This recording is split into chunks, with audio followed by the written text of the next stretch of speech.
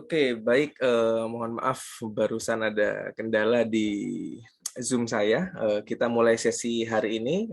Assalamualaikum warahmatullahi wabarakatuh. Waalaikumsalam warahmatullahi wabarakatuh. Ya, oke. Kita akan lanjutkan pertemuan kita di mata kuliah Manajemen Proyek TI untuk minggu kedua. Oke ya, jadi hari ini kita akan bahas masih terkait dengan beberapa hal mendasar di dalam project management. Nah, oke ya, apa yang bisa kita ekspektasikan untuk belajar hari ini? Jadi ada beberapa konsep kunci yang perlu untuk dipahami sebagai seorang calon project manager atau product manager atau P manager yang sejenis.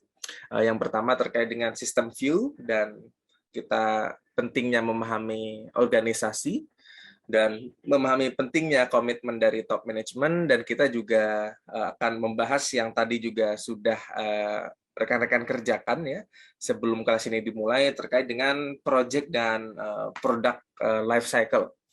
Nanti juga akan kita bahas beberapa isu yang cukup relate dengan konteks IT project terkini, mulai dari globalization, kemudian virtual teams, dan juga outsourcing.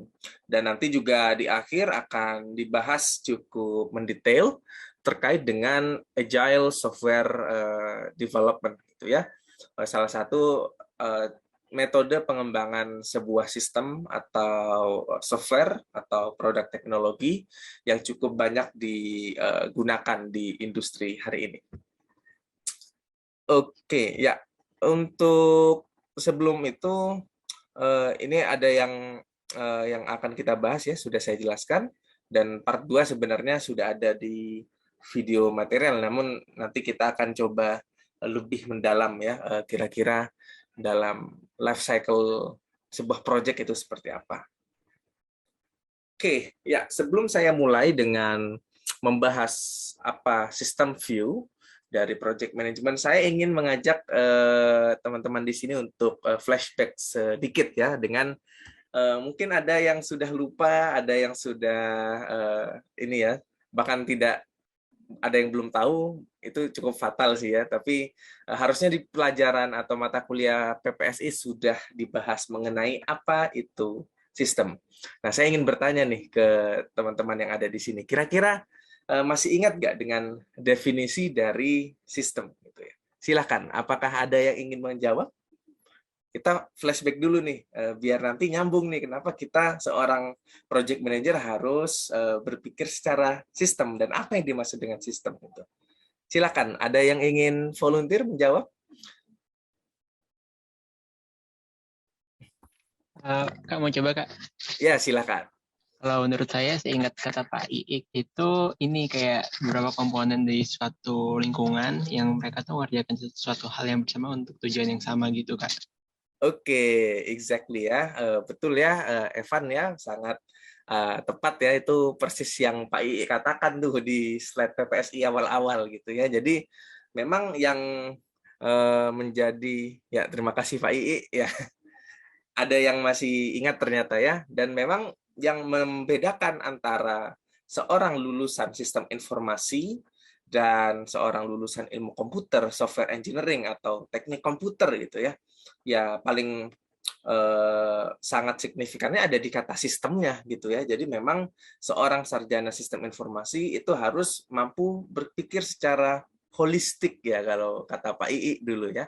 Dalam artian kita tidak hanya fokus ke aspek teknologi saja, tapi ke aspek-aspek lain yang penting dalam sebuah skop tertentu. Dalam hal ini, kalau kita bicara project management, kita harus memperhatikan bahwa tidak hanya teknologi yang ada di dalam sebuah project, tapi nanti kita akan ketahui bahwa kita perlu untuk memahami aspek organisasi dan aspek bisnisnya. Nah, dan Kenapa kita memerlukan untuk paham semuanya? Karena sebuah proyek IT itu tetap melibatkan orang-orang non-IT juga dalam suatu organisasi. Nggak mungkin dong semua orang di dalam sebuah perusahaan, apalagi perusahaan yang mature, bergerak di bidang jasa gitu ya, itu isinya orang IT semua. Tentu tidak akan seperti itu. Pasti ada stakeholder-stakeholder lain yang non-IT gitu ya. Oke, dan sebagai seorang project managers, paling penting adalah kita memiliki sistem thinking ya. Sistem kan tadi sudah disebutkan beberapa komponen. Nah, kata kuncinya ada di kata holistik itu tadi. Jadi kita harus berpikir beberapa komponen tersebut ketika menjalankan project gitu ya. Nah, kalau kita flashback sebentar sebelum kita konkret tentang aspek apa saja yang perlu diperhatikan sebagai project manager, ya kita perlu flashback nih. Sistem approach itu dimulai dari tahun 50-an ya, yang awalnya memang berpikir secara sistemik ini adalah tools atau approach untuk melakukan problem solving ya terkait dengan hal-hal manajerial gitu ya. Dan apapun namanya ya, kita mau tambahkan sistem filosofi, sistem analisis, sistem manajemen, inti dari kata sistem adalah di keholistikan tersebut gitu ya. Nah, kalau sistem filosofi ya ini adalah istilah untuk mendefinisikan model berpikir seorang yang berpikir secara sistemik gitu ya, secara holistik dalam menghadapi suatu permasalahan. Nah, kalau kita berpikir atau menganalisis secara sistem, nah itu maknanya apa? Ya kita memperhatikan seluruh komponen secara keseluruhan, kemudian kita bagi menjadi beberapa part untuk kita mengidentifikasi masing-masing gitu ya. Jadi orang yang berpikir secara sistemik, secara sebagai lulusan seorang lulusan sistem informasi, dia harus langkah pertama yang dilakukan adalah melihat dulu holistic view-nya, helicopter view dari sebuah permasalahan. Baru ketika kita sudah punya full view atau holistic view dari sebuah permasalahan, kita identifikasi dulu, oh ini ada bagian ini, dan bagian ini. Dan di masing-masing bagian kita identifikasi tuh kira-kira problemnya apa, opportunity-nya apa, constraint-nya apa, dan kebutuhannya apa. Sehingga ketika kita melakukan mengeksekusi sebuah project, ya kita akan lebih mudah gitu ya untuk mewujudkan kesuksesan dari proyeknya karena semua hal sudah dipikirkan secara holistik. Akan sangat berbahaya jika kalian yang sudah belajar banyak teori tentang sistem informasi masih egois ke aspek teknologinya saja. Misalkan gitu ya, mungkin ada beberapa yang sangat geeky gitu ya, sampai beridealisme bahwa pokoknya proyek ini harus sistemnya tercanggih yang bisa kita buat. Nah, kita teknologinya aja yang kita kencengin gitu ya. Nah, itu cukup berbahaya ya, karena yang namanya teknologi, kalau kita kembali ke prinsip-prinsip sistem informasi, dia sifatnya hanya enabler gitu ya. Jadi yang paling penting adalah pendefinisian bisnis proses dan justru hal-hal yang di luar aspek teknis yang menjadi core solusi ya dalam sebuah permasalahan justru ya. Jadi seperti itu.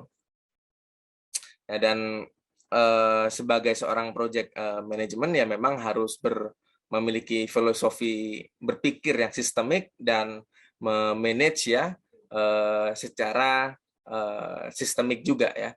Dan apa saja yang hal minimal yang perlu diperhatikan oleh seorang project management dalam berpikir secara sistemik itu kita kenal dengan yang namanya three-sphere model gitu ya.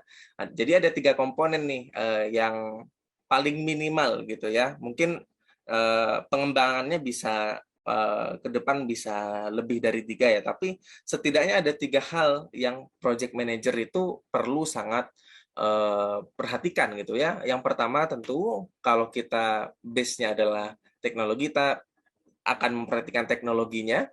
Kita juga perlu memperhatikan aspek bisnis dan organisasinya. Nah, kalau di ilmunya product manager, Ini juga cukup mirip gitu ya. Jadi kalau dulu saya sempat internship ya, walaupun bukan full time PM gitu ya di produk. Jadi kalau di sini ada business organization dan teknologi, ini kalau di product manager itu ada yang namanya kita perlu care about business, care about technology, care about the user, the design, the people gitu ya. Kurang lebih konsepnya mirip ya dengan Trisper ini, cuman komponennya saja yang berbeda. Dan sebuah proyek itu untuk bisa lancar, kita harus memperhatikan 3 aspek ini ya. Kalau dari teknologinya, setidak-tidaknya kita harus mengukur apakah teknologi ini visible untuk dikembangkan gitu ya. Seberapa kompleks gitu ya. Pertimbangan-pertimbangan ini akan mengarahkan kita untuk memberikan keputusan yang bijak dalam mengelola sebuah proyek ya. Jangan sebagai project manager itu kita berpikir sendiri, tidak memperhatikan aspek-aspek penting di CRISPR model ini, gitu ya. Dan kalau kita bicara bisnis ya kita bicara soal cost yang dikeluarkan dalam sebuah proyek. Worth it nggak kira-kira kalau kita lanjutkan eksekusi proyek ini. Dan kalau di aspek organisasi banyak hal yang bisa kita explore gitu ya. Kira-kira proyek yang kita lakukan itu dampaknya apa sih untuk organisasi kita gitu? Apakah butuh resource tambahan atau butuh change management kalau memang ada perubahan yang signifikan? Nah, ketiga hal itulah yang penting untuk diperhatikan dalam mengelola sebuah proyek. Ini adalah komponen paling basic ya. Substansi utama dari pelajaran atau topik ini adalah bagaimana seorang PM mampu berpikir secara holistik, tidak egois, dan tentu saja melibatkan banyak sekali pertimbangan dalam memberikan keputusan ya atau kebijakan dalam eksekusi proyeknya. Nah, karena project manager ini bagian dari organisasi, tentu kita perlu untuk kembali mengingat konsep-konsep organisasi gitu ya. Kenapa? Karena memang kegagalan proyek itu salah satunya karena aspek organisasinya yang mungkin project manajernya itu kurang bisa menguasai gitu ya. Dan isu-isu atau masalah terkait organisasi itu biasanya adalah justru hal yang paling sulit yang perlu dihandle oleh seorang project manager. Jadi karena project manager ini tidak ngoding gitu ya, tidak membuat kode secara teknis, hal yang paling menantang justru adalah dealing with multiple stakeholders, dealing sama organizational culture-nya dan berbagai hal di dalam organisasi ataupun bahkan untuk trigger-trigger dari eksternal gitu. Jadi memang seorang PM seninya adalah memanage organisasi dan stakeholder yang terlibat gitu ya. Dan untuk mewujudkan IT project yang sukses, sangat penting untuk project manager itu memiliki pemahaman yang baik terkait orang-orang di dalam organisasi gitu ya. Nah, secara detail apa saja nih yang perlu diperhatikan dalam organisasi? Yang pertama ada 4 ya paling tidak yang paling penting untuk diperhatikan. Yang pertama adalah struktur organisasi. Kita perlu tahu masing-masing orang di dalam organisasi itu dia posisinya sebagai apa. Nah, ini berhubungan juga dengan aspek-aspek lainnya. Jadi ini saling terhubung gitu ya. Jadi hierarki itu juga berpengaruh tentang kebutuhan dari masing-masing orang gitu ya.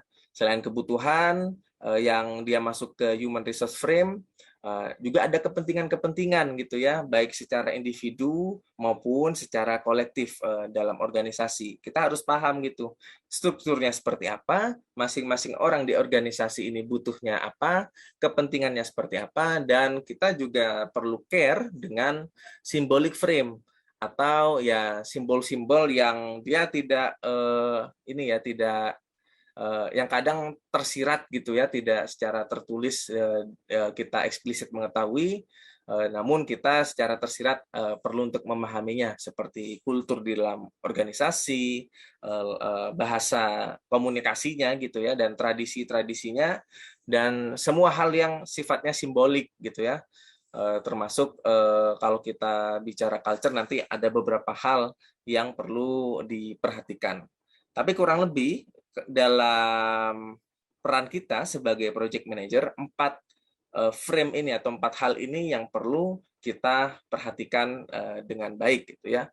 Kita harus, ya saya ulangi kembali, kita perlu mengidentifikasi struktur di organisasinya agar kita tahu kita harus berkoordinasi kemana dan kemana kita harus meminta pertimbangan atau decision. Karena kan project manager kan perannya mostly sebagai eksekutor gitu ya. Tentu kita memerlukan orang-orang yang memberikan decision yang lebih strategis gitu ya.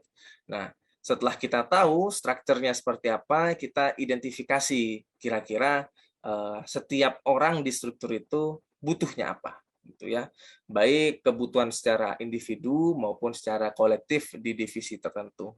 Nah, menganalisis dan mengidentifikasi ini akan membantu kita menentukan kira-kira approach komunikasinya yang baik itu seperti apa gitu ya.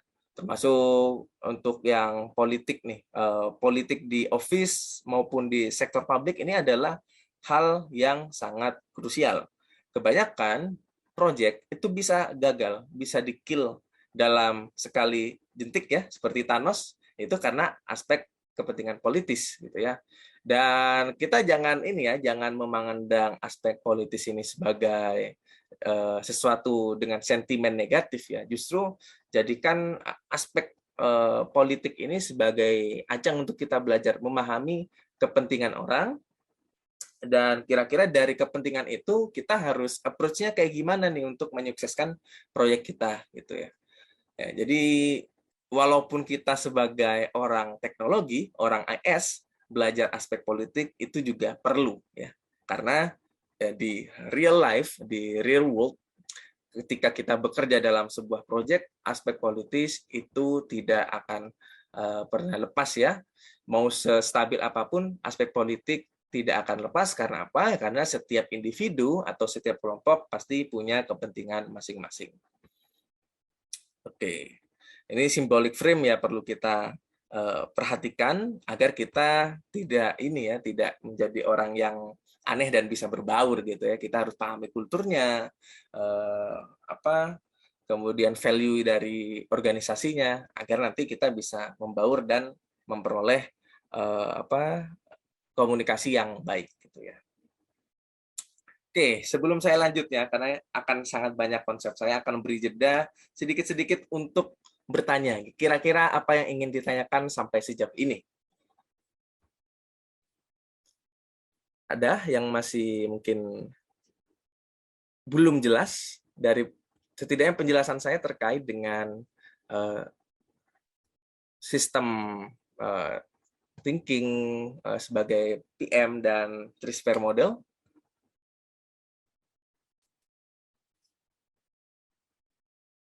Ya, silakan yang resen. Siapa nih?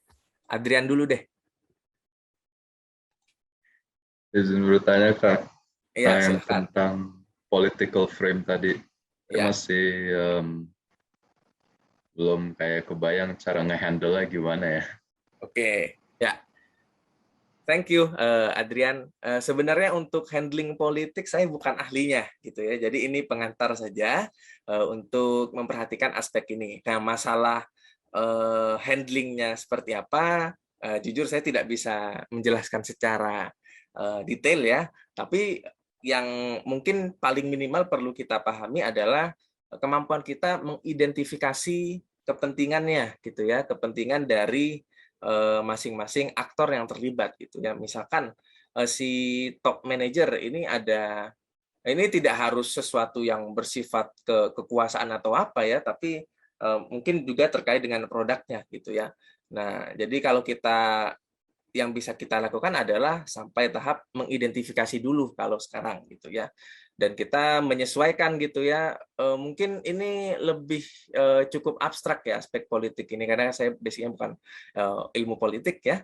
Mungkin sampai situ saja dulu sementara gitu ya yang perlu kita pahami. Dan mungkin yang bisa kita approach yang bisa kita lakukan ya kita bisa mengidentifikasi orang, kepentingannya apa, dan kita bisa berkoalisi gitu untuk bisa melancarkan suatu kepentingan tertentu di dalam proyek kita gitu ya. Jadi ini aspek politiknya bukan politik yang biasa kita kenal di media ya, tapi politik terkait dengan kepentingan terkait proyek. Gitu Adrian. Mohon maaf ya kalau misalkan masih abstrak ya, karena saya bukan expert di bidang politik gitu ya. Nah, Bapak, terima kasih. Oke, ya silakan Aryo. Ya, tentang symbolic frame Kak, itu tuh maksudnya karena itu kayak karena misalnya salah satu kejadian itu walaupun kejadiannya sama tapi bisa diinterpretasikan secara berbeda gitu oleh orang yang berbeda. Ya, bisa seperti itu ya. Mungkin nanti kita akan lebih banyak membahas aspek simbolik di slide berikutnya ya. Ini lebih ke apa ya? Ke hal-hal yang dia tidak eksplisit tidak selalu eksplisit diucapkan, tapi dia menjadi semacam norma di dalam organisasinya. Misalkan terkait dengan, karena beda ya kalau misalkan kultur antara kita kerja di startup dan kerja di let's say company yang lebih mature, BUMN gitu ya. Nah kan itu pasti ada beberapa hal simbolik, misalkan dari bagaimana kita berkomunikasi dengan atasan. Itu kan beda antara sepengamatan saya kan beda gitu ya, antara kita berkomunikasi di startup biasanya yang lebih egaliter dan dengan di BUMN misalkan yang lebih ada hierarki gitu. Itu kan bahasa yang digunakan itu juga beda, tingkat kesopanan juga value-nya juga berbeda-beda. Nah, jadi hal itu yang perlu kita sesuaikan sebagai PM. Kira-kira di organisasi ini normanya seperti apa sih, kultur orangnya seperti apa sih. Nah, itu agar nanti kita bisa mengarahkan tuh kira-kira kalau ada suatu pekerjaan di proyek kita kira-kira approach-nya seperti apa. Seperti itu sih. Oke, makasih Kak. Ya.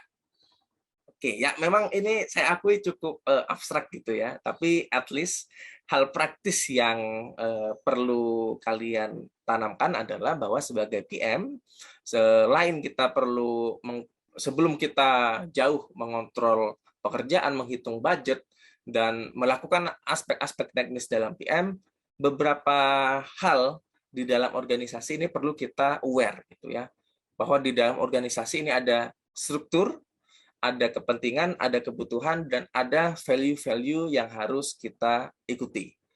Dan kita untuk bisa diterima di dalam organisasi, agar pekerjaan kita lancar, kita perlu menyesuaikan bagaimana karakter kita dengan komponen-komponen yang ada di organisasi. Ya, mau tidak mau ya, kita tidak bisa selamanya menjadi orang yang idealis kalau bekerja dengan orang yang variatif dan di organisasi yang bermacam-macam. Oke, silakan Evan. Saya mau nanya tapi lebih ke arah pendapat kakak atau mungkin pengalaman kakak selama jadi PM gitu. Emang bener ya Kak, kalau misalkan di organisasi-organisasi startup itu cenderung lebih fleksibel organisasinya gitu. Kayak kita bisa langsung ngobrol sama CEO-nya, beda sama kayak misalkan jadi PM di BUMN katakan. Kayak harus ada birokrasi yang ribet gitu. Oke, ya. Oke, ya. Saya dulu sempat magang, nggak tahu ya, dulu saya magang di GDP pernah jadi PM gitu ya. Itu ya semi startup semi korporat sih, dan menurut saya tidak necessarily ini ya identik ya, startup itu pasti kenapa meeting ya, startup itu tidak pasti sedekat itu, dan BUMN juga tidak semuanya sekaku itu gitu ya. Itu tergantung organisasi masing-masing gitu ya, yang mana itu hal yang perlu kita observe di hari pertama kita onboarding gitu biasanya gitu ya. Itu menurut pengalaman saya gitu ya. Jadi memang sebagian besar startup lebih egaliter karena apa ya? Karena startup kan perusahaan yang belum mature gitu ya. Strukturnya juga masih berubah-ubah, sehingga orangnya juga biasanya tidak terlalu banyak gitu ya, sehingga komunikasinya akan lebih egaliter. Sementara kenapa BUMN atau perusahaan mature itu umumnya lebih strict ya, karena memang dia organisasinya sudah besar gitu ya. Ya tidak mungkin juga kita bekerja di organisasi, ya kalau Tokopedia itu sekarang bukan startup, itu udah mature company gitu ya, kayak Tokopedia kita baru masuk sebagai PM mau langsung ngomong ke William Tanuwijaya ya nggak bisa gitu kan. Itu tergantung dengan kondisinya. Tapi memang memang ada semacam stigma-stigma seperti itu gitu ya. Oke. Ini sepertinya Zoom-nya bermasalah ya. Ini saya coba end dulu untuk meetingnya. Nanti silakan rejoin menggunakan link yang di Skele ya. Saya postpone dulu sementara ini untuk materinya. Oke, kita akan lanjutkan lagi ya. Mohon maaf tadi ada sedikit problem di Zoom kita. Sebentar. Wait.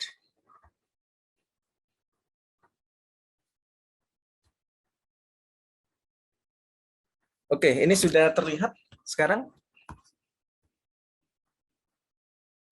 Sudah, Kak. Oke, ya. Kita akan lanjutkan kembali. Ya, itu sekilas beberapa hal organisasi yang perlu diperhatikan. Nah, secara detail kita perlu paham ya, tipikal organisasi itu strukturnya harusnya di PPM ini sudah ada ya kalau saya tidak salah, atau di Manbis ya kalau kurikulum baru.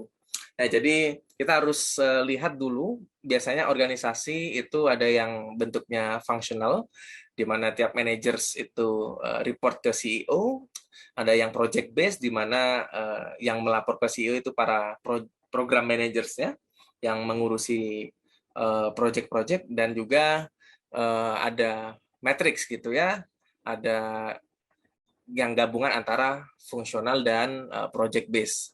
Kurang lebih seperti ini perbedaannya ya. Ini mereview saja seharusnya sudah dipahami di mata kuliah PPM, dan ini adalah beberapa hal yang perlu kita pahami dari kita menganalisis struktur organisasi dalam sebuah company. Nah, kita harus ini beberapa panduan, nanti silahkan dibaca ya di textbook di chapter 2 itu juga ada. Ini kita harus paham gitu ya, ada beberapa karakteristik project ya, tergantung dengan struktur organisasinya. Ini menjadi panduan kita untuk mengatur sikap kita atau mengatur ekspektasi effort kita dalam sebuah project gitu ya. Nah, misalkan kita sebagai project managers itu kalau di organisasi yang fungsional, nah itu otoritasnya kecil gitu ya, atau bahkan nggak ada. Nah, itu perlu dijadikan pertimbangan nih untuk kita bersikap gitu ya. Jangan terlalu rebel nih kalau di sini, kalau di yang fungsional berarti ya, karena otoritas kita itu masih terbatas. Nah, berbeda dengan kalau dia berbasis proyek, ya kita memiliki kontrol yang penuh, ya kita harus lebih proaktif gitu ya dalam melakukan atau memutuskan sesuatu di dalam sebuah proyek gitu ya. Dan ini silahkan nanti dibaca sendiri ya. Ini direfleksikan saja kira-kira kalau misalkan bentuk organisasinya seperti ini, sebagai PM itu kita harus gimana gitu ya, dari beberapa atribut terkait proyeknya ini.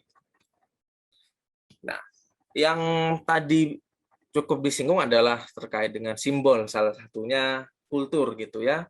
Nah, kalau definisinya, kultur organisasi ini adalah sekumpulan shared assumption, value, behaviors ya. Jadi memang berisi ya perilaku, value atau ya yang diyakini di dalam perusahaan tersebut, dan memang secara kolektif ya diakui bahwa memang nilai-nilai tersebut ada, yang nantinya itu menjadi ciri khas dalam sebuah organisasi gitu ya. Dan ini disebutkan bahwa banyak sekali expert itu mengatakan bahwa sebuah project itu bisa ini ya, sebuah company itu bisa bermasalah itu kalau misalkan culture-nya bermasalah juga gitu ya. Dan kalau kita berbicara soal kultur, ini di buku PMBOK ada 10 jenis kultur atau budaya organisasi yang perlu diperhatikan gitu ya. Umumnya kalau kita di startup kekinian, organizational culture ini kalau contohnya di Tokopedia itu diwujudkan sebagai our DNA kayak gitu ya, DNA Tokopedia. Kurang lebih isi dari DNA atau kultur-kultur organisasi ini tidak jauh dari 10 hal ini gitu ya.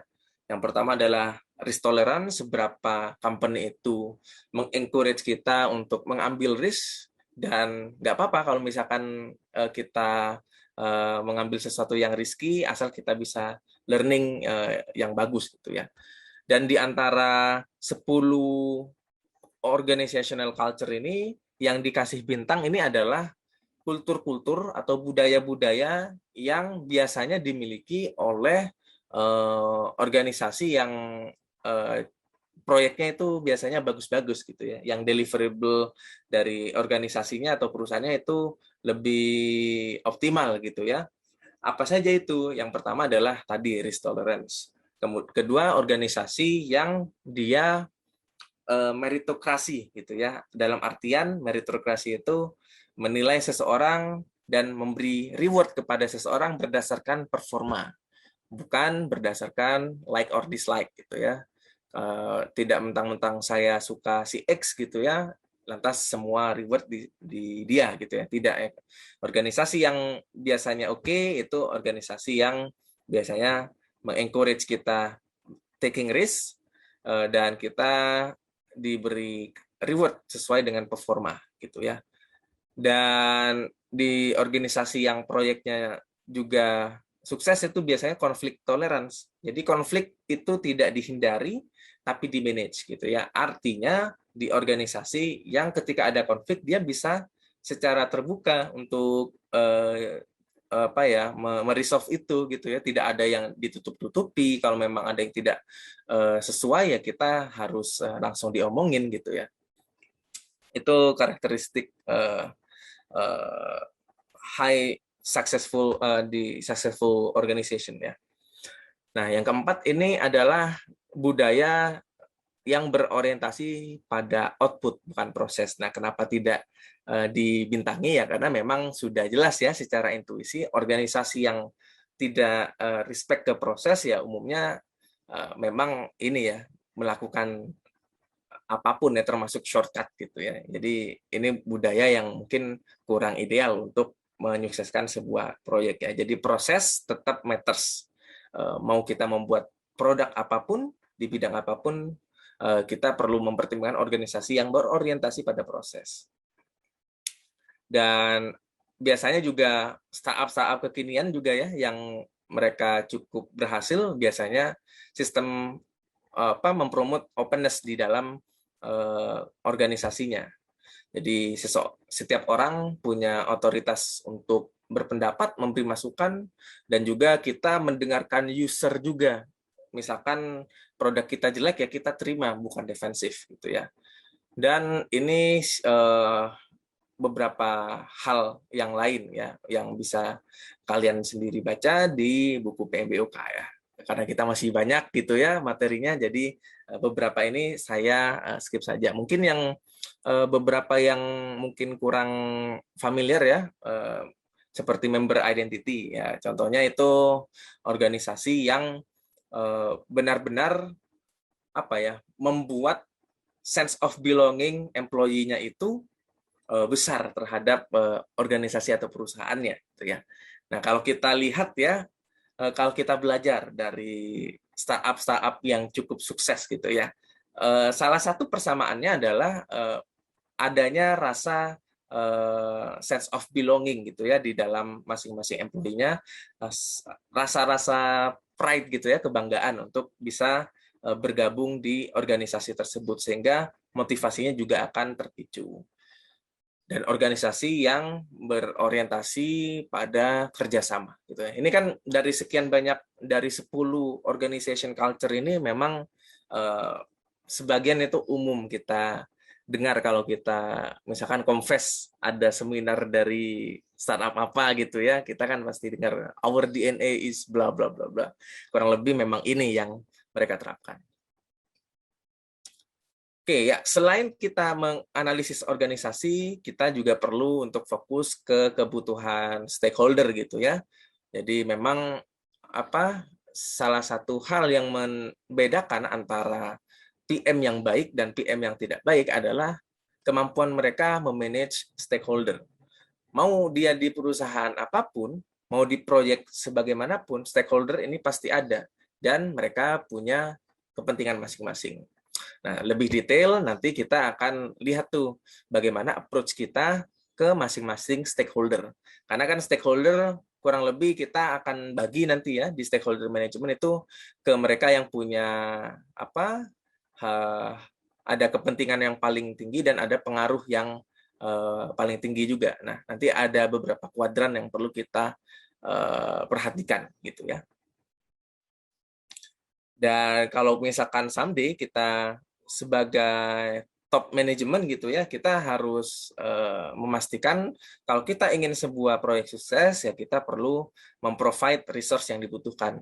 Apa saja ya, bisa dari SDM, bisa dari financial, atau kalau konteksnya IT ya resource IT-nya gitu ya.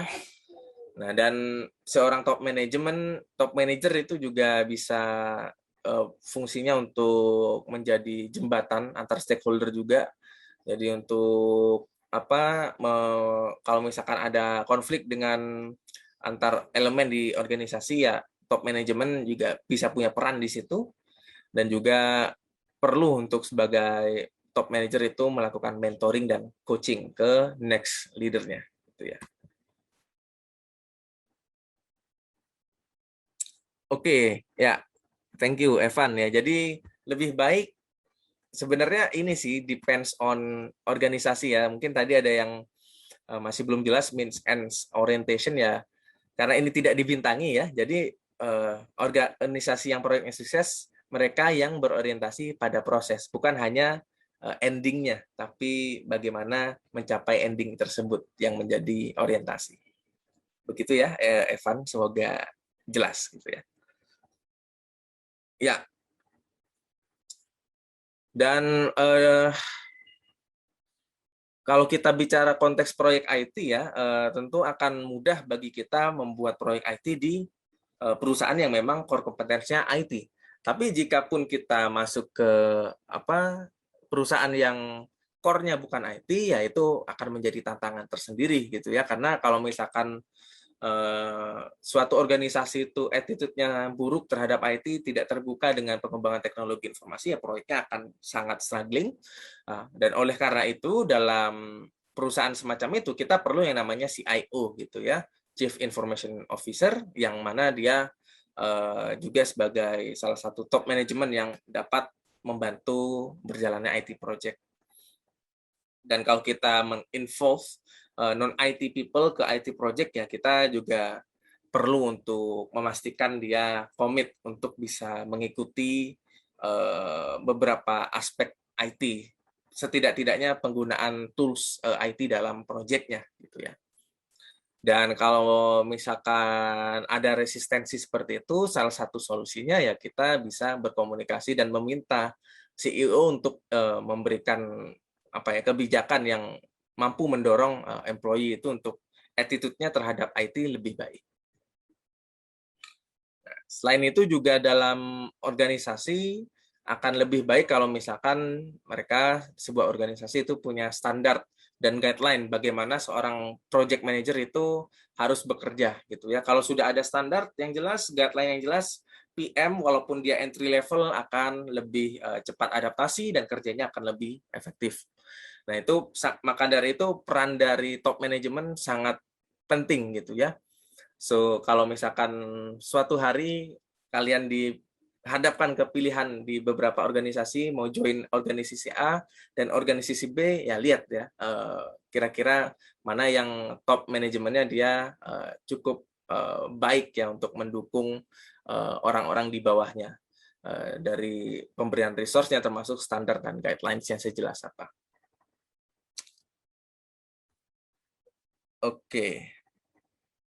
Oke, sebelum kita lanjut ke project and product life cycle, ada yang ingin ditanyakan terkait dengan basic prinsip-prinsip yang harus diperhatikan sebagai seorang project manager. Ada lagi mungkin yang mungkin tadi belum sempat bertanya gitu ya, terus tiba-tiba kepikiran pertanyaan gitu ya, silakan.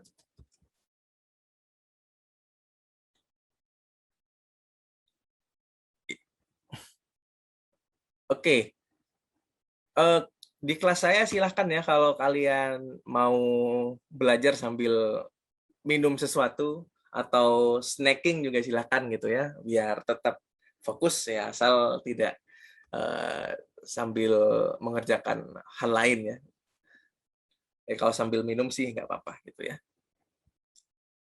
Oke, memang untuk beberapa teori yang sudah saya sebutkan itu adalah best practice ya.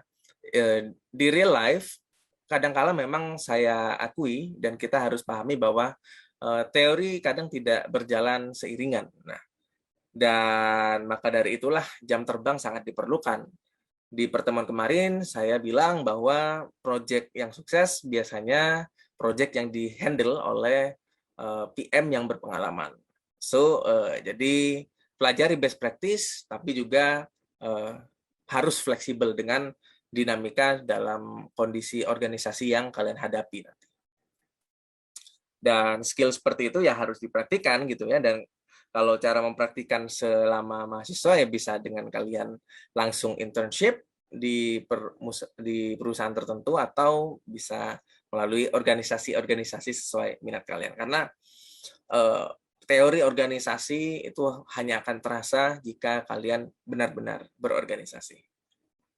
Oke, kita lanjut ke bahasan selanjutnya terkait dengan project and product life cycle. Nah, ini sudah dibahas ya di tas minggu ini. Coba saya ingin tanya nih, beberapa dari teman-teman di sini, ada nggak yang mau secara volunteer mendeskripsikan apa perbedaan project dan product life cycle secara concise dengan bahasanya sendiri?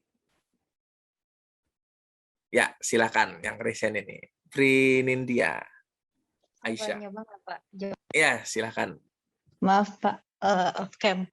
Jadi setelah berdiskusi sama teman forum saya, kami beranggapan bahwa produk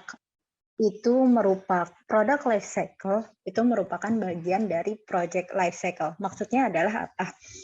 Product life cycle ini merupakan sebuah konsep dari sebuah produk, tetapi kita tidak memproyeksikan ada perubahan terhadap produk tersebut. Sedangkan kalau misalnya project, itu lebih kepada aksi yang akan kita lakukan untuk mencapai target tertentu. Seperti contohnya adalah seperti ini.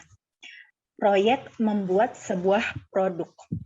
Proyek life cycle itu akan berisi dengan aksi-aksi apa saja dari awal sampai akhir untuk kita mencapai atau menghasilkan produk tersebut.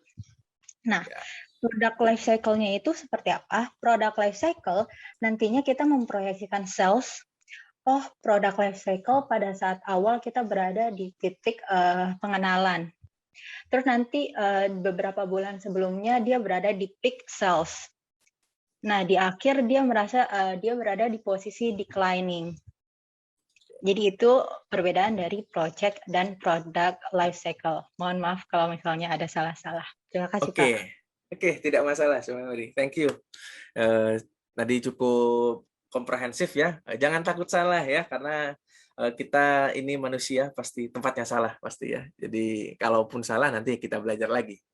Oke, ada yang ingin memberikan pendapat melengkapi atau mungkin ada yang nggak setuju? Wah, harusnya seperti ini nih definisi saya. Ada nggak yang mau mengkomplement gitu ya pendapat dari Sumairi tadi?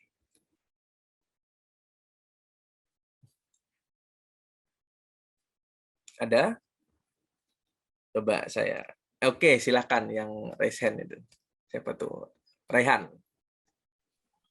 Baik, mungkin sebenarnya mohon maaf kalau ada bising-bising di belakang. Oke.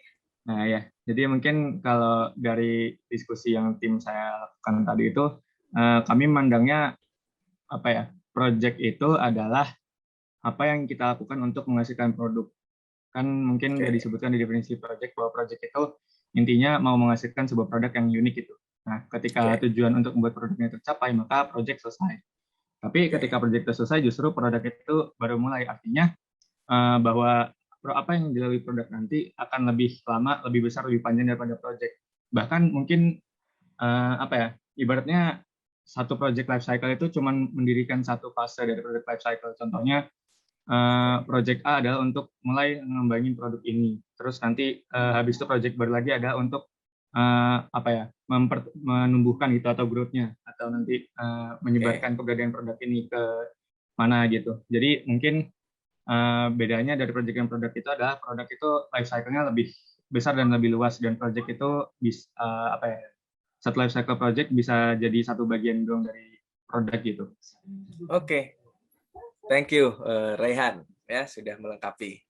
Ya, jadi memang project dan produk ya ini sebenarnya berhubungan dengan diskusi kita minggu lalu ya. Project manager dan product manager itu bedanya apa? Ya, bedanya ya memang life cycle-nya yang diurus gitu ya, berbeda.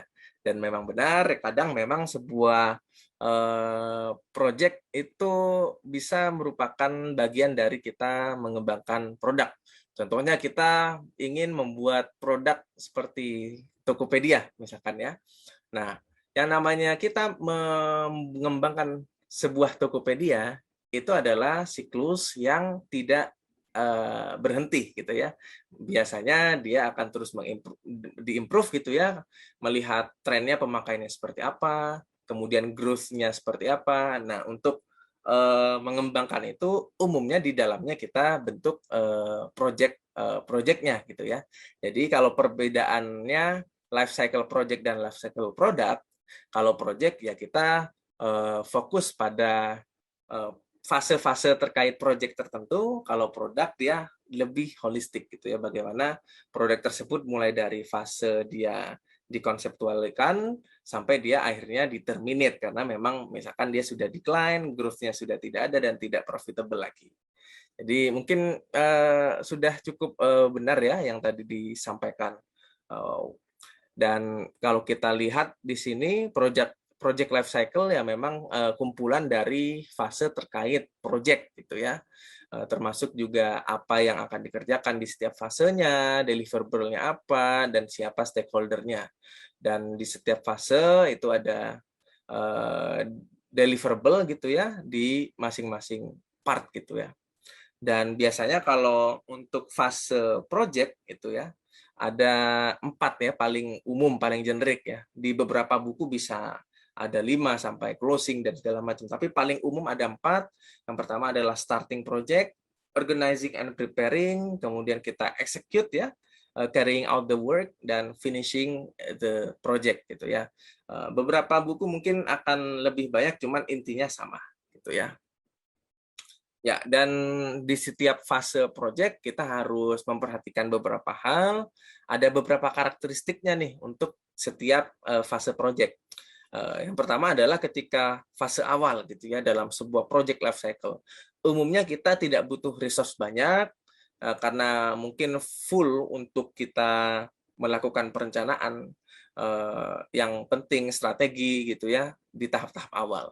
Resource-nya tidak banyak, kita tidak perlu banyak orang, tapi di sini uncertainty-nya tinggi. Karena apa ya? Karena masih proses kita mematangkan strategi, menganalisis, melakukan planning, itu masih sangat banyak perubahan gitu ya. Dan project stakeholders ini masih bisa menginfluence nih keberlangsungan dari proyeknya gitu ya. Jadi seperti misalkan customer gitu ya, kita perlu banyak berdiskusi juga dengan customer atau mungkin project sponsor gitu ya dalam tahap awal ini untuk memformulasikan kebutuhan dan memang problem-problem yang perlu untuk diselesaikan dalam sebuah project. Nah, di fase-fase tengah itu biasanya kita fokusnya adalah menyelesaikan project ya yang sudah kita rencanakan, kita eksekusi, dan biasanya di sini lebih banyak resource yang kita butuhkan, baik itu resource SDM untuk mengerjakan atau resource finansial untuk mempurchase beberapa hal yang diperlukan untuk mendukung project. Dan di fase final, biasanya fokus kita bukan eksekusi, tapi memastikan produk kita atau project kita itu sudah memenuhi kebutuhan dan project sponsor atau user itu approve project kita gitu ya, bahwa menentukan bahwa project kita itu sudah komplit. Nah, kalau misalkan product life cycle ini juga bisa kita katakan sebagai kata lainnya adalah system development life cycle gitu ya. Ini sebuah framework ya yang untuk mendeskripsikan fase untuk mulai dari planning hingga dia melakukan maintain ya, melakukan improvement terhadap sebuah sistem informasi gitu ya.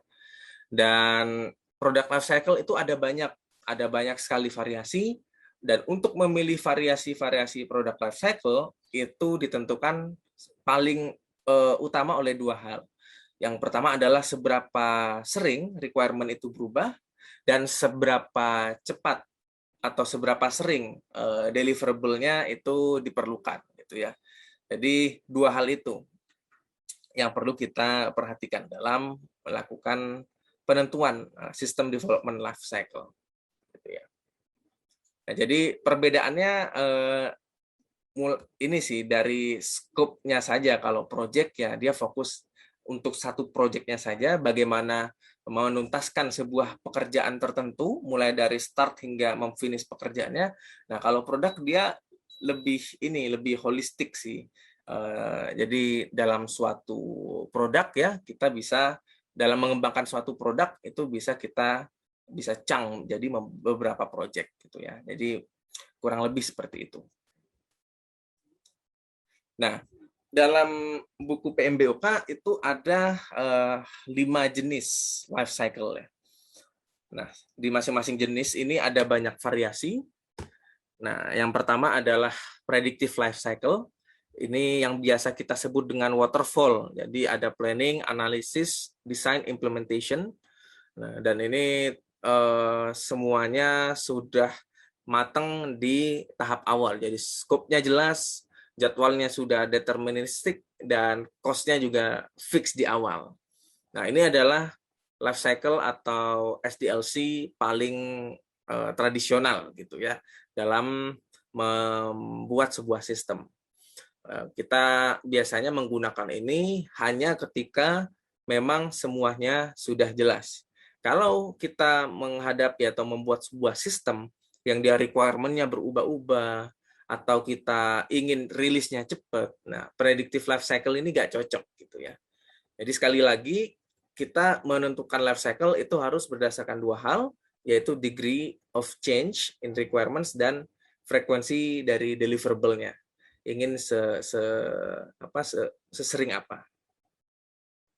Nah, kalau iteratif, nah ini kita nanti akan lihat ya, iteratif dan incremental ini bedanya apa. Yang jelas dia berbeda dengan yang versi prediktif, dia tidak hanya sekali jalan gitu ya. Kalau prediktif dia sekali jalan tuh, jadi harus planning dulu, analisis dulu, kemudian desain dulu, implementasi, baru nanti di akhir secara full sistem gede keluar gitu ya. Nah, kalau iteratif dan incremental dia lebih ke bertahap. Nah, perbedaan antara iteratif dan incremental itu perbedaannya di apa yang dihasilkan di setiap increment atau iterasinya gitu ya. Nah, kalau iteratif dia fokus ke masing-masing ini ya. Misalkan kita membuat e-commerce gitu ya. Ini contohnya paling gampang e-commerce gitu ya. Misalkan di dalam e-commerce itu ada beberapa modul seperti search, kita buat chart, payment, dan segala macam. Nah, di prinsip pengembangan iteratif, dia di setiap cycle-nya, di setiap siklusnya, dia akan mensasar semua modul tersebut, walaupun tiap modul tersebut belum secara full implementasinya gitu ya. Jadi modulnya disasar semua, walaupun fungsionalitasnya sedikit gitu ya. Nah, berbeda dengan iteratif, kalau incremental dia di masing-masing cycle akan fokus sama satu modul dulu selesai gitu ya. Jadi misalkan kalau sama-sama bikin e-commerce dan sama-sama ada search, ada promo, ada payment. Nah, kalau di incremental dia fokus. Kalau search ya search-nya dulu dikomplitkan gitu ya. Sehingga payment dan modul yang lain belum ada kalau incremental di satu siklus. Nah, kalau iteratif itu semuanya dicoba dibangun tapi versi minimalis dulu, tidak fully functional untuk masing-masing modul. Nah, ini pertimbangannya tentu jelas ya, kalau misalkan incremental ini memang yang requirement-nya bisa dikatakan sudah lebih jelas gitu ya. Sehingga kita bisa dengan pede nih melakukan chunking beberapa beberapa modul ke beberapa siklus yang bisa kita definisikan. Sementara kalau iteratif, kenapa dia hanya menyasar sedikit fungsionalitas saja? Karena memang scope-nya atau requirement-nya dia bisa berubah gitu ya. Jadi itu perbedaannya. Jadi melihat diagram ini harusnya sudah tergambarkan ya apa perbedaan antara incremental dan iteratif. Ya, dan biasanya yang iteratif tadi memang yang high degree of change tapi dia low frequency gitu ya. Nah, kalau yang incremental life cycle dia low degree of change tapi dia high frequency of delivery. Nah, selain itu yang cukup populer itu adalah life cycle yang adaptif gitu ya. Di mana setiap iterasi dia sangat terbuka dengan perubahan requirement dan dia bisa melakukan deliverable itu secara cepat gitu ya. Salah satu yang paling populer adalah agile development gitu ya. Yang nanti kita akan tahu beberapa jenis agile seperti Scrum dan Kanban. Kita akan bahas juga itu di hari ini.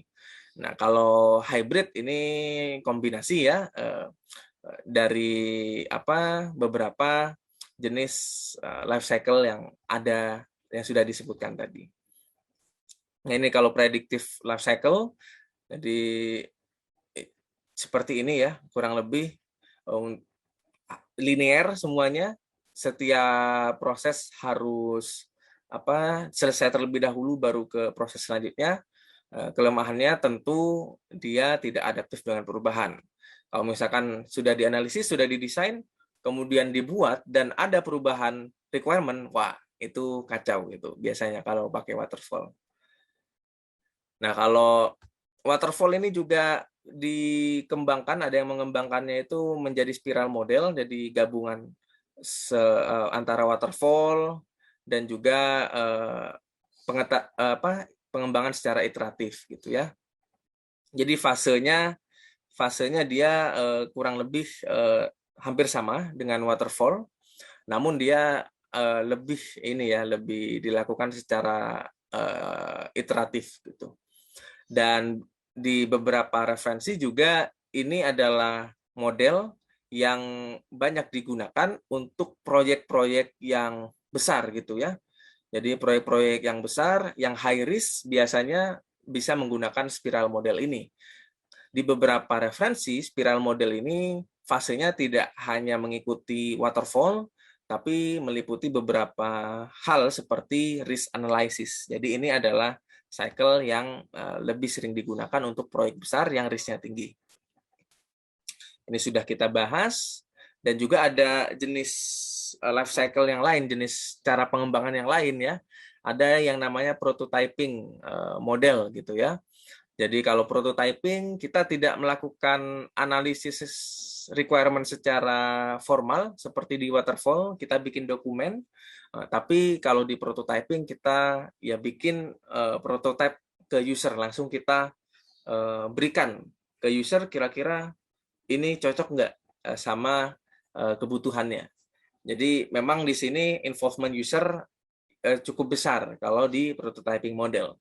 Kalau di rapid application development ya dia approach yang juga sebenarnya hampir sama dengan prototyping, namun di sini mereka lebih ke di setiap cycle itu tidak hanya prototype yang tidak real ya. Kalau prototype kan bisa kita kasih Figma-nya dulu ya, atau gambarnya dulu. Nah, kalau di rapid application development ya tiap mereka tes ke user ya dia sudah mendeliver kode atau sistemnya secara langsung gitu ya. Ini untuk masing-masing life cycle seperti ini detailnya akan ada di mata kuliah anak Prancis biasanya gitu ya.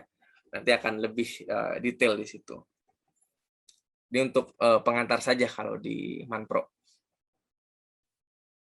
Dan di sini disebutkan juga bahwa di setiap project ini perlu kita lakukan evaluasi secara berkala terkait dengan progresnya. Kita harus tentukan kill points atau phase exit-nya. Jadi setiap fase perlu kita evaluasi deliverable kita ya, terutama oleh project sponsors. Dan nanti di propensi nanti kalian akan mengalami ya, kalau propensi itu lebih ke ini sih ya, lebih ke incremental biasanya. Jadi karena di situ juga menguji daya analisis, jadi diasumsikan skopnya tidak terlalu cepat berubah gitu. Dan di setiap fase nanti akan selalu dilakukan evaluasi dengan project sponsorsnya. Jadi itu yang penting untuk dilakukan gitu ya. Kalau kita tidak melakukan evaluasi berkala, takutnya ketika proyeknya sudah berakhir, produknya sudah jadi, tidak sesuai gitu ya. Jadinya akan sia-sia pekerjaan kita. Ya, dan 10 knowledge area yang akan kita pelajari ini akan sangat berguna untuk seluruh project life cycle yang akan kita hadapi. Mulai dari starting the project, organizing, kemudian mengeksekusi proyeknya hingga fase untuk melakukan closing gitu ya. Nah, ini ada beberapa life cycle ya. Ini life cycle kalau di PMBOK ini bisa dibagi menjadi 5 proses groups gitu ya. Mulai dari initiating, planning, executing, monitoring and controlling, dan closing. Di kurang lebih seperti ini. Ya, dan dalam IT project kita perlu aware juga bahwa IT project ini bisa melibatkan diverse backgrounds, kemudian kompleksitinya itu beda-beda, kemudian requirement-nya, kebutuhannya itu beda-beda, kemudian produknya bisa beda-beda, dan yang namanya teknologi itu juga akan cepat berkembang. Jadi sebagai seorang project manager, makanya juga penting untuk keep up dengan perkembangan teknologi, karena untuk memfasilitasi dinamika terkait teknologi itu sendiri. Oke, sebelum saya lanjutkan, nanti kita akan bahas Agile ya, sedikit. Ada yang ingin ditanyakan tidak terkait dengan beberapa life cycle yang kita bahas?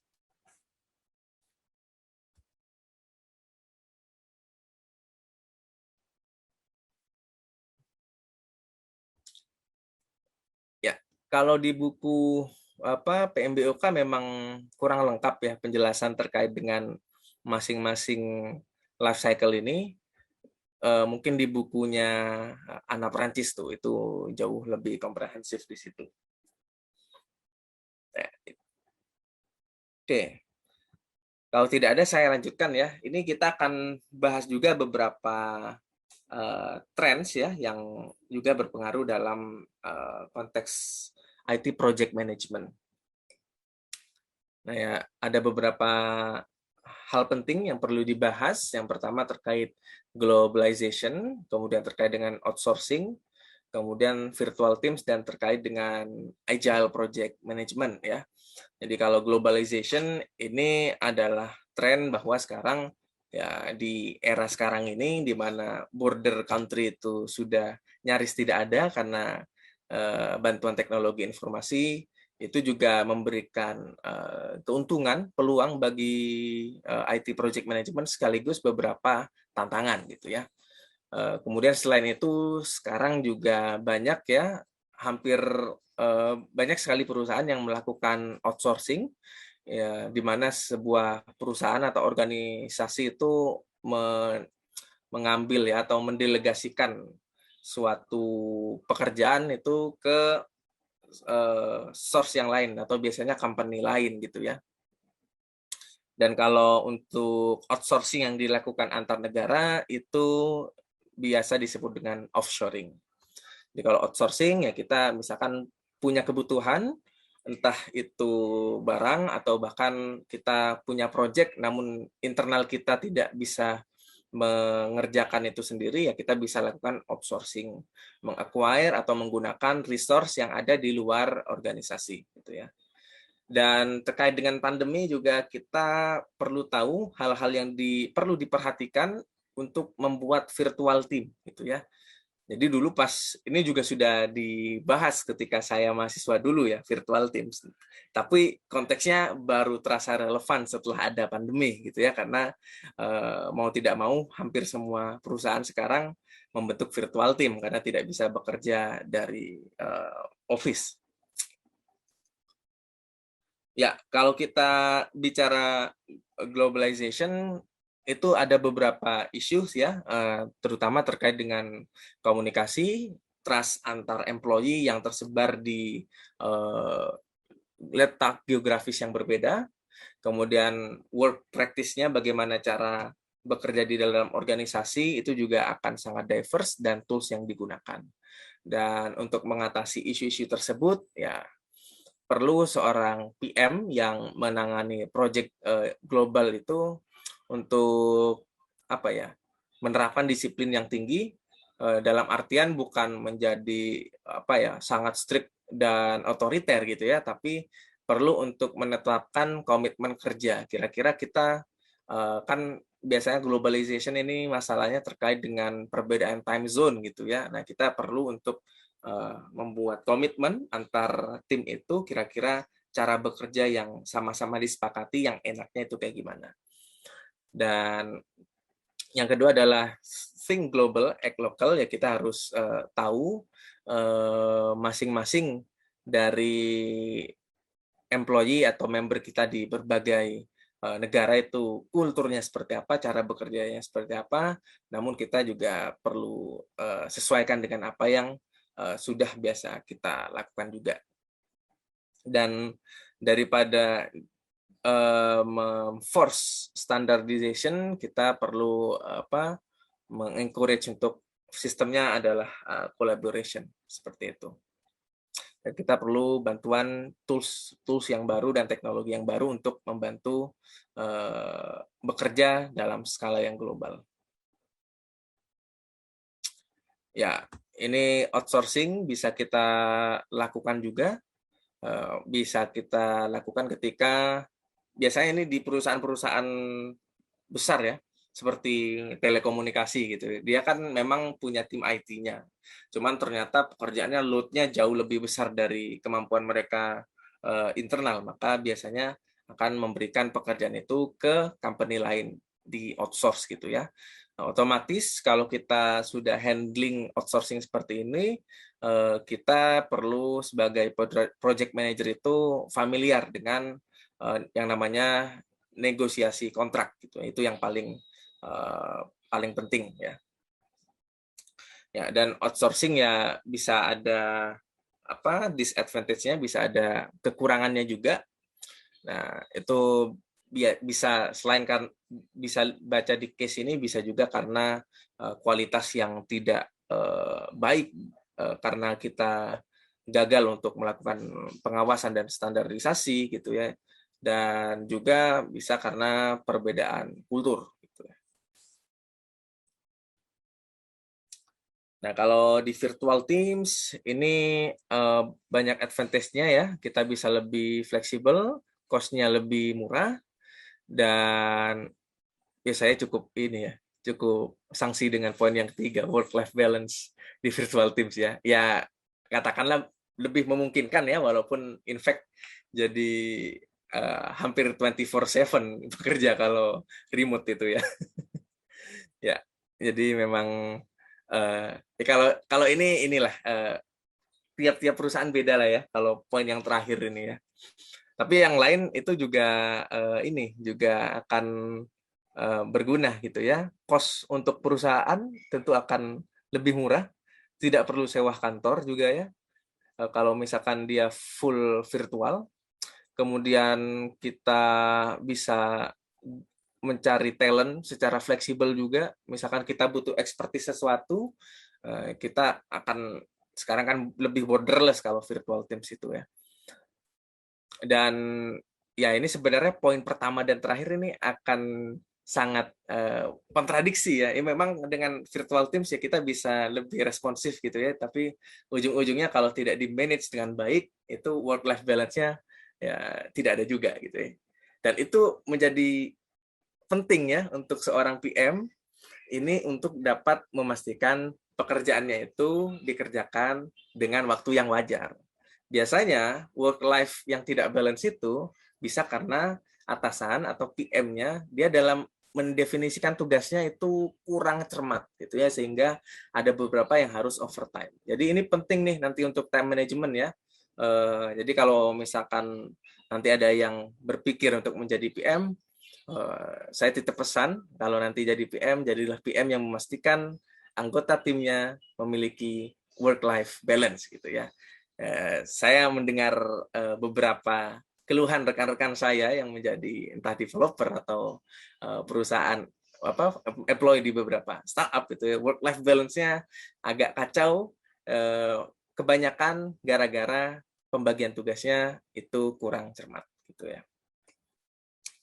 Nah, disadvantage-nya ada beberapa, memang tidak bisa dipungkiri communication problems akan muncul kalau kita secara virtual, dependence ke teknologi akan lebih tinggi, dan untuk networking itu ya juga akan lebih lebih awkward ya. Kita sudah pasti relate nih dengan disadvantage dengan virtual teams seperti ini.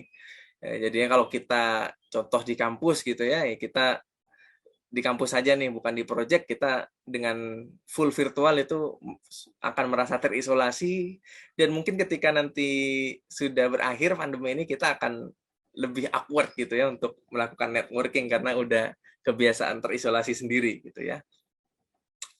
Nah, ini ada beberapa hal yang bisa faktor-faktor yang mendukung virtual team itu sukses.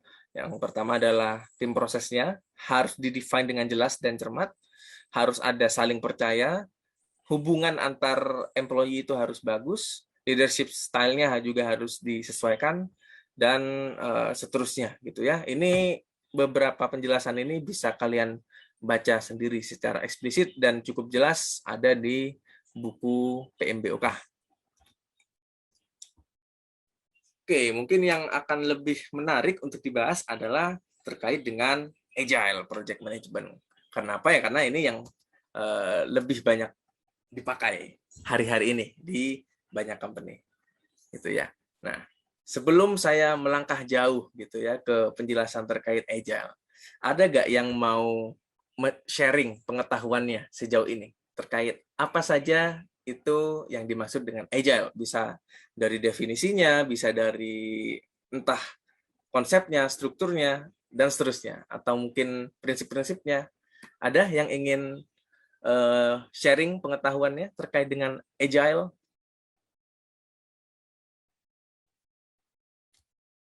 Mungkin ada yang beberapa sudah fokus bekerja di project. Mau nyoba, Kak? Ya, silakan, Evan. Kalau setahu saya, kalau misalkan Agile itu yang prosesnya berulang-ulang gitu. Jadi kayak nanti ada kayak pertama ditetapin dulu kayak ini kayak mau langsung ke ini contohnya aja, Kak. Saya ada bingung sama itunya. Jadi awal-awalnya itu ditentuin dulu siapa yang nanti berperan dalam proses siklus Agile-nya. Terus habis itu ditetapin juga kayak nanti setiap 2 minggu sekali kita bakal ada review code dan lain sebagainya. Nanti setelah 2 minggu itu bakal ditentuin apakah bakal berlanjut ke proses berikutnya atau enggak, atau kalau masih belum feasible berarti diulang lagi Makanya prosesnya disebut iteratif, tapi kalau misalkan udah feasible bakal lanjut ke proses berikutnya. Oke, thank you Evan. Ada lagi mungkin satu lagi yang ingin sharing apa yang sejauh ini sudah diketahui terkait dengan Agile? Ya, ini yang mungkin mau jadi PM ini adalah ini ya, core competence ya. Paham Agile adalah bukan lagi nilai plus tapi hal basic yang harus diketahui gitu ya. Ada mungkin? Coba saya tunjuk ya. Ayesha Talia Kanaya, Putri. Apa yang sudah diketahui terkait Agile? Kalau tidak tahu sama sekali, tinggal bilang aja, nggak apa-apa. Halo? Halo, suara saya terdengar nggak, Pak? Ya, terdengar. Kalau menurut saya kayak Agile itu hal yang saya pelajarin di anak Perancis itu jadi kayak apa ya? Kayak Agile development itu kayak merupakan suatu proses development di mana kayak antara si kliennya sama yang developernya itu nanti kayak bakalan selalu kayak istilahnya kayak tektokan terus sampai akhirnya akan menghasilkan sistem yang sesuai dengan permintaan si kliennya gitu. Kalau saya pahamnya begitu. Oke, thank you ya, Putri ya. Oke. Ya, jadi kurang lebih tadi sudah ada beberapa kata kunci ya. Jadi ada tektokan yang sering, kenapa tektokannya sering? Karena memang mungkin perubahannya dia akan cepat gitu ya. Dan tadi Evan melihat Agile sebagai proses yang berulang-ulang gitu ya. Ya, jadi secara definisi memang Agile ini adalah proses pengembangan sebuah sistem yang biasanya dipilih karena requirement-nya tidak jelas dan biasanya continuously changing gitu ya. Perubahannya sangat tinggi. Namun di saat yang bersamaan kita butuh sistem untuk jadi secara cepat gitu ya. Nah, itu kan pusing tuh, udah requirement tidak jelas, berubah-ubah tapi pengen cepat. Nah, Agile ini adalah solusinya gitu ya, karena dia ada beberapa manifesto ya gitu ya, beberapa prinsip dasar. Sebentar, ini kenapa?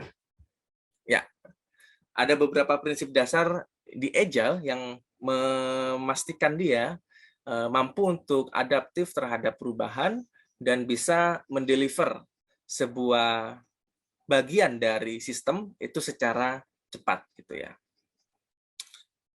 Ya, dalam Agile itu ada yang namanya manifesto atau beberapa dalam tanda kutip ideologi gitu ya, atau value-value dalam Scrum gitu ya. Ini biasanya sangat familiar ini ya. Kalau di PPL ini adalah pelajaran pertamanya gitu ya.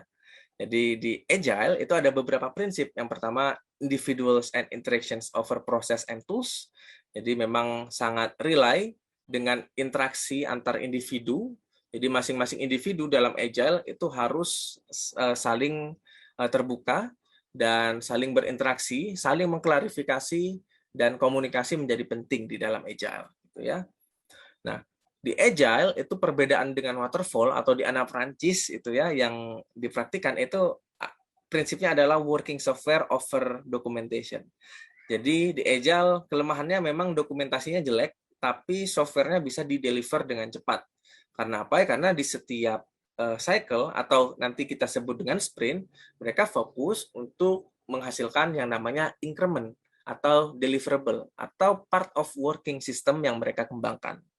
Ya, jadi kalau di waterfall kita misalkan ingin membuat e-commerce ya, kita harus menunggu e-commerce-nya itu beneran jadi fully functional baru kita rilis. Nah, sementara untuk Agile sendiri di setiap sprint itu kita bisa sudah menghasilkan fungsionalitas-fungsionalitas yang penting gitu ya, sesuai dengan prioritas. Sehingga kita bisa dengan cepat tuh mengevaluasi. Misalkan ternyata yang kita rilis itu tidak sesuai dengan yang user mau, maka kita bisa ubah.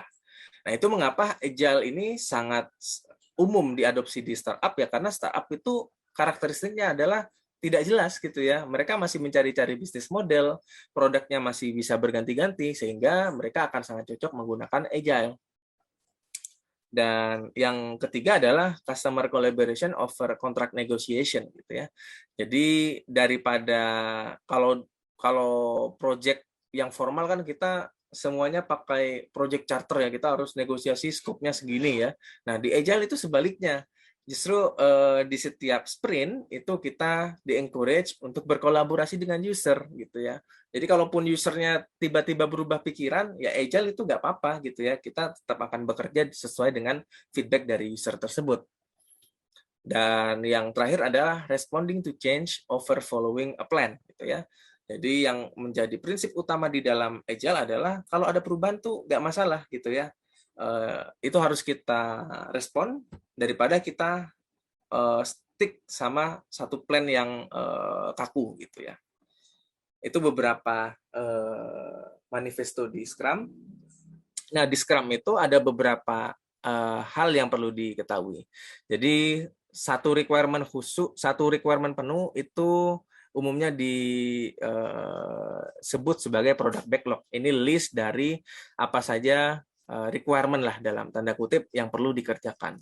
Nah, di setiap sprint itu ada namanya sprint backlog gitu ya.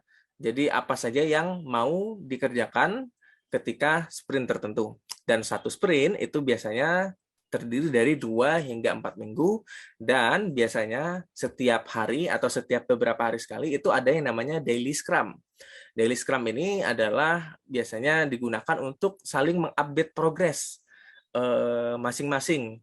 Termasuk juga kalau misalkan ada obstacle dalam pengembangannya, itu bisa dilakukan di daily scrum. Dan ada yang namanya nanti sprint review setiap akhir sprint. Nanti di sprint review itu nanti dievaluasi apakah sprint ini sudah bisa kita anggap done, sudah dianggap selesai, atau masih ada yang perlu kita fix di sprint selanjutnya. Dan di setiap sprint ada yang namanya increment ya, product increment ya, yaitu produk yang memang sudah bisa dipakai fungsional namun belum secara keseluruhan. Ini semuanya akan diulangi biasanya hingga proses produknya itu sudah fully functional.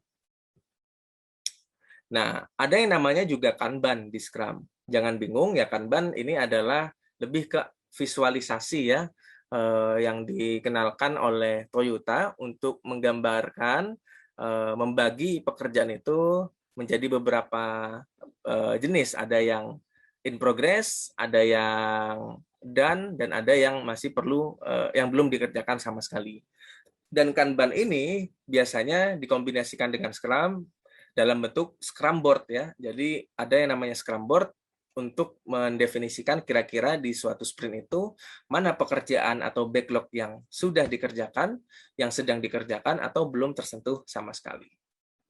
Dan kalau di pertemuan kemarin kita ada sertifikasi untuk PMP, kalau terkait khusus dengan Agile itu juga ada sertifikasinya sejak tahun 2011 yang namanya Agile Certified Practitioner gitu ya.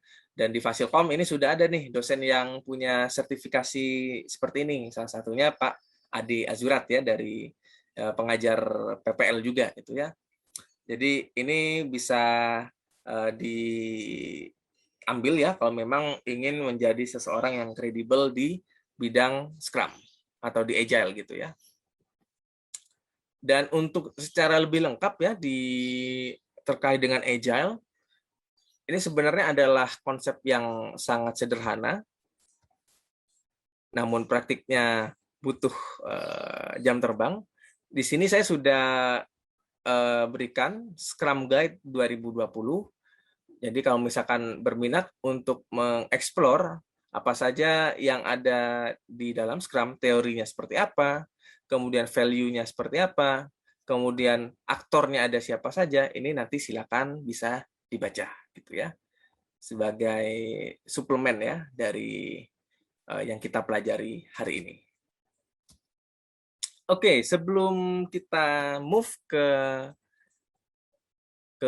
Kahoot ya, Postgres, ada yang ingin ditanyakan terkait dengan Agile development atau mungkin materi yang sudah kita bahas hari ini? Oke, ada mungkin? Ya, saya cukup memaklumi ya, kalau sudah 90 menit biasanya memang sudah agak kehilangan fokus, itu tidak masalah, gitu ya. Oke, yang jelas kita sesaat lagi akan kembali mereview apa yang sudah kita pelajari hari ini melalui post-test di Kahoot. Oke, jadi silahkan dipersiapkan device masing-masing. Kita akan mulai untuk kuis minggu kedua.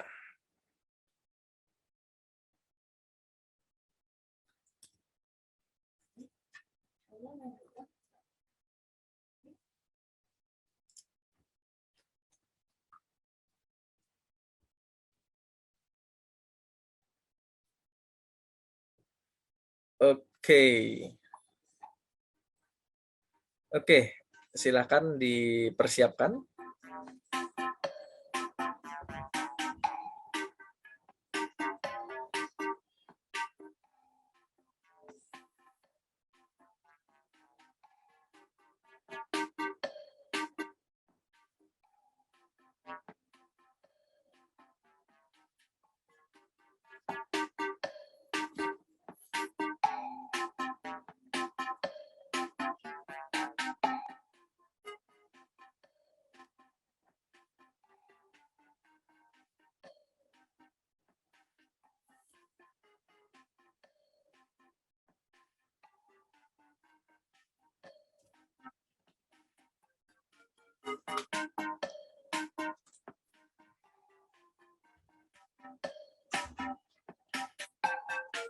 Oke, 4 orang lagi ya, saya tunggu. Kalau ada yang memiliki kendala, silakan di-chat saja.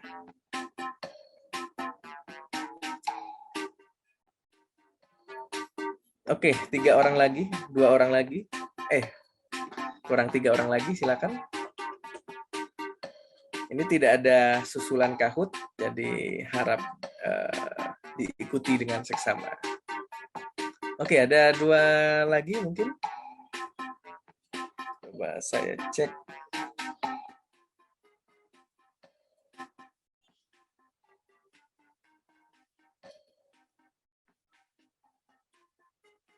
Satu lagi mungkin. Ya, atau kita mulai saja nih.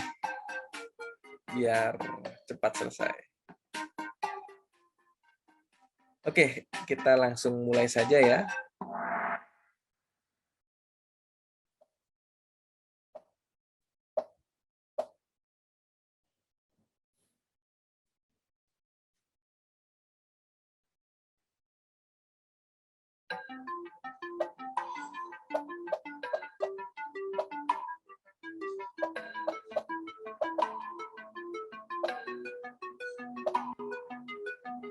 Ya.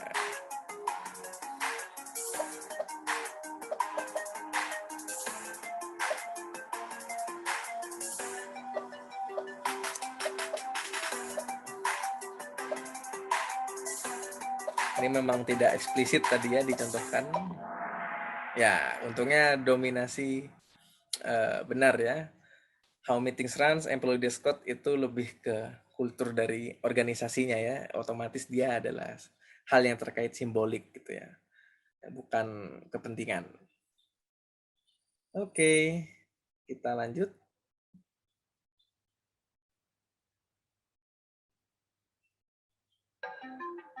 Ya, ini di PPM sudah nih harusnya nih.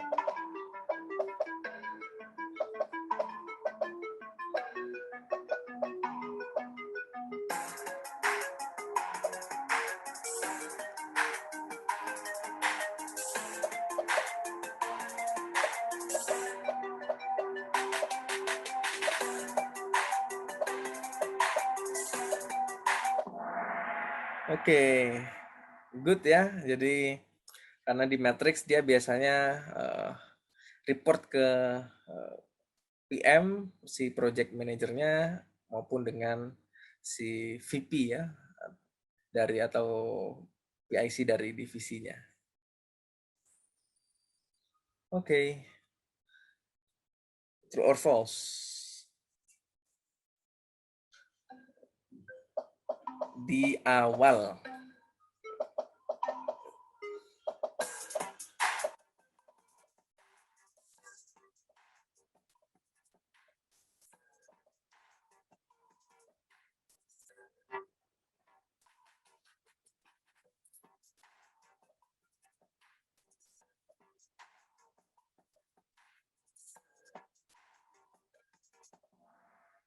Oke, ya. Di awal uncertainty-nya tinggi karena biasanya requirement kebutuhan itu masih belum jelas.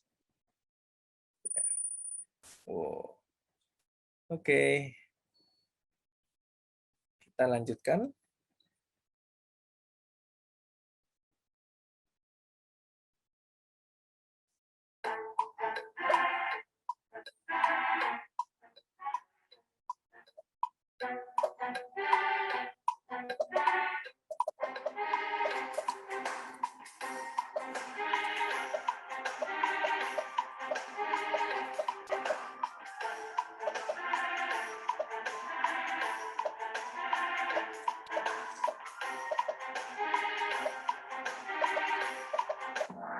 Oke. Oke, overall sudah benar ya.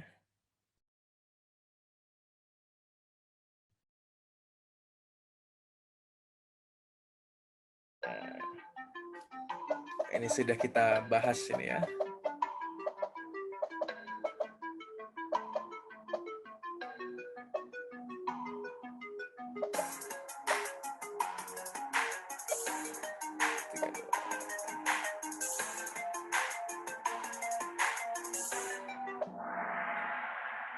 Oke. Masih ada satu yang salah ya, tapi tidak masalah gitu ya. Oke, soal terakhir.